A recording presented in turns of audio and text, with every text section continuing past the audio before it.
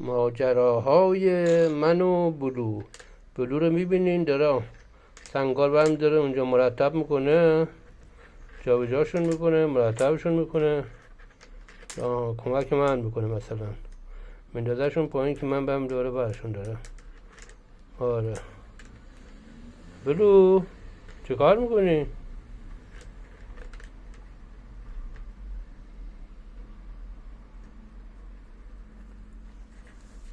اوه افتاد بلو. یکی دیگه بیار، یکی دیگه بیار.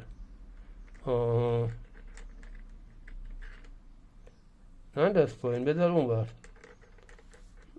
اینه که میگه ماجراهای من و بلو خان.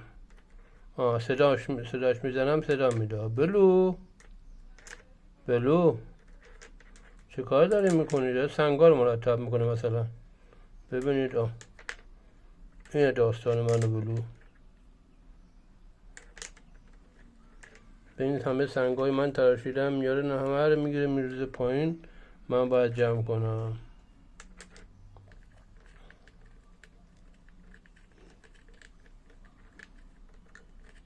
چون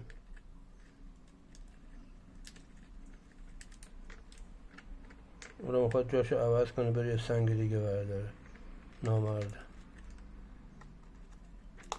خیلی خوب کافیه دیگه. بیا